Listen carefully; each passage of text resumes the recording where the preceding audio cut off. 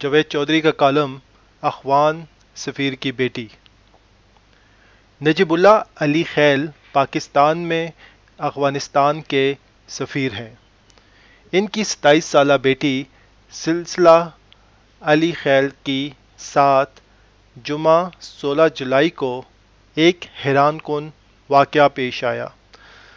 سلسلہ نے دعویٰ کیا کہ میں اپنے گھر سیکٹر F72 سے اپنے بھائی کے لیے گفٹ خریدنے بلیو ایریا میں تہذیب بیکری آئی۔ گفٹ خریدا اور واپس ٹیکسی میں بیٹھ گئی تو ایک شخص ڈرائیور کے ساتھ والی سیٹ پر بیٹھ گیا۔ میں نے احتجاج کیا تو وہ میری طرف مڑا اور نفرت سے بولا، خاموش ہو جاؤ، کمیونسٹ باسٹرڈ کی بچی۔ میں نے شور مچایا، اس نے مجھے زد و کوب کیا اور میں بے ہوش ہو گئی۔ ہوش آیا تو میں F7 میں پڑی تھی۔ میں نے ایک ٹیکسی رکوائی، F9 پارک گئی، ڈرائیور سے منت سماجت کر کے فون لیا اور ایمبیسی کا سٹاف مجھ تک پہنچ گیا۔ پولیس لڑکی کو پمز لے گئی، میڈیکل چیک اپ کرایا۔ لڑکی کی کلائیاں اور ٹخنے سوجے ہوئے تھے، ان پر رسیوں کے نشان بھی تھے اور ان میں درد بھی تھا۔ یہ واقعہ خوفناک تھا۔ جمعہ کے دن تاشقند میں اخوان صدر اشرف غنی اور وزیر اعظم عمران خان کے درمیان گرما گرمی ہوئی تھی۔ عین اسی دن اسلام آباد میں بلیو ایریا جیسے بارونق علاقے میں ایوان صدر سے آدھ کلومیٹر کے فاصلے پر اخوان سفیر کی بیٹی کا اغوا ہو جانا یہ بہت بڑا سوالیہ نشان تھا، اور یہ نشان یہ ثابت کرنے کے لیے کافی تھا کہ پاکستان سفیروں کے خاندان کے لیے محفوظ ملک نہیں ہے، اور غیر ملکی سفارت خانے اس واقعے کی بنیاد پر اسلام آباد کو نان ریزیڈنٹ اسٹیشن قرار دے سکتے تھے، جس سے ملک مزید معاشی، سماجی اور سفارتی تنہائی کا شکار ہو سکتا تھا۔ بھارتی سفارت خانے کا عملہ پہلے ہی اپنے بال بچے بھارت بھجوا چکا ہے۔ امریکہ نے 2.5 سال سے پاکستان میں اپنا سفیر تعینات نہیں کیا۔ یہ 4D افیئرز سے کام چلا رہا ہے۔ جو بائیڈن کو حلف اٹھائے 6 ماہ ہو چکے ہیں، لیکن اس نے نیٹو فورسز کے انخلاء کے وقت بھی ہمارے وزیر اعظم کو فون نہیں کیا۔ دنیا یہ پوائنٹ سیریس لے رہی ہے۔ یورپ کے 80% سفارتکاروں کے خاندان پاکستان میں نہیں رہتے۔ یورپ کے سفارتی عملہ ہر 2 ماہ بعد خاندان سے ملاقات کے لیے اپنے ملک واپس چلا جاتا ہے۔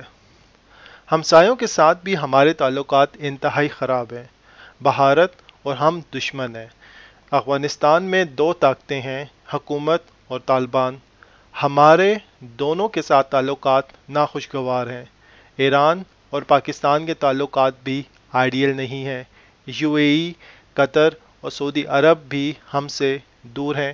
پیچھے رہ گیا چین، صرف یہ ہمارا دوست تھا، یہ ہر مشکل میں ہمارا ساتھ دیتا تھا، لیکن 14 جولائی کو داسو ڈیم کی سائٹ کے قریب چینی ورکرز کی وین پر حملہ ہوا اور اس میں 9 چینی ورکرز ہلاک اور متعدد زخمی ہو گئے۔ چین سی پیک پر سست روی کی وجہ سے پاکستان سے پہلے ہی ناراض تھا۔ اس واقعے کے بعد چینی کمپنی نے داسو ڈیم پر کام بند کر دیا، جبکہ چینی حکومت نے جوائنٹ انویسٹیگیشن کا مطالبہ کر دیا، اور ان حالات میں افغان سفیر کی بیٹی بھی اغوا ہو گئی اور اس پر تشدد بھی ہو گیا۔ لہٰذا پاکستان کو مشکلات میں اضافہ صاف دکھائی دے رہا تھا۔ پولیس نے سیکیورٹی کیمروں کی مدد سے تفتیش شروع کی تو کہانی پلٹ گئی۔ یہ پتہ چلا کہ سلسلہ علی خیل اپنے گھر سے گاڑی پر نہیں نکلی تھی۔ یہ بات عجیب تھی، گھر میں گاڑیاں کھڑی ہیں لیکن سفیر کی بیٹی باہر آئی، ٹیکسی لی اور G7 کی کھڈا مارکیٹ چلی گئی، اور عدنان ڈیکوریشن سے گاڑی کے شیشے پر لٹکانے کے لیے چھوٹی سی دعا لی اور ٹیکسی بدل کر راولپنڈی چلی گئی۔ خفیہ اداروں نے کیمروں کی مدد سے سلسلے کو ٹریک کیا تو یہ آخری مرتبہ راولپنڈی کی تہذیب بیکری کے کیمروں میں دکھائی دی۔ اس نے تہذیب سے جوس لیا اور پھر غائب ہو گئی۔ یہ اس کے بعد تیسرے ٹیکسی ڈرائیور کو دامن کو میں ملی۔ پولیس نے اس ٹیکسی ڈرائیور کو بھی گرفتار کر لیا۔ اس نے بتایا کہ یہ دامن کو سے میری ٹیکسی میں بیٹھی تھی اور پریشان تھی۔ میں نے F9 پارک کے گیٹ نمبر 3 پر ڈراپ کیا۔ پولیس نے سلسلہ سے پوچھا کہ آپ راولپنڈی بھی گئی تھیں؟ لڑکی نے جواب دیا، میں کبھی راولپنڈی نہیں گئی۔ یہ جواب حیران کن تھا۔ ایجنسیوں نے موبائل ڈیٹا کا تجزیہ کیا تو پتہ چلا یہ اکثر اوقات راولپنڈی جاتی تھی۔ یہ اس دن بھی بیکری کے ساتھ ساتھ GPO کے کیمروں میں دکھائی دی تھی۔ اس سے دامن کو کے بارے میں پوچھا گیا تو اس نے اس سے بھی انکار کر دیا، جبکہ وہاں اس کا انٹرنیٹ ڈیٹا آن ہوا تھا۔ بہرحال قصہ مختصر، اتوار کی شام افغان سفیر اور اس کی بیٹی کو تھانے بلایا گیا۔ اس سے سوال کیے گئے اور انہوں نے جواب دینے کے بجائے صدر اشرف غنی کو فون کیا اور افغان صدر نے سفیر سمیت اپنا اہم سفارتی عملہ واپس بلا لیا۔ یہ سارا واقعہ مشکوک ہے اور پاکستان کو بدنام کرنے کی حرکت ہے۔ پاکستان بظاہر اس معاملے میں بے قصور ہے اور یہ ایشو بالآخر لڑکی کا ذاتی معاملہ گایا پھر انڈیا اور افغانستان کی سازش ثابت ہوگا، لیکن یہ سوال اس کے باوجود بہت اہم ہے۔ یہ واقعہ جمعے کو پیش آیا اور ہم سوموار تک کسی حتمی نتیجے پر نہیں پہنچ سکے۔ پوری دنیا ہمارے خلاف ڈھول بجاتی رہی اور ہم اپنے میڈیا سے خبریں چھپاتے رہے۔ سفارتی علاقے کے سفارتکار گھروں میں بند ہو گئے، لیکن وزیر اعظم اور وزیر داخلہ میر پور کے جلسوں میں سابق حکومتوں کو چور ثابت کرتے رہے اور پاکستان اور افغانستان کا رہا سہا سفارتی تعلق بھی ختم ہو گیا، مگر ہم ملبہ ایک دوسرے پر ڈالتے رہے۔ کیا یہ رویہ ٹھیک ہے؟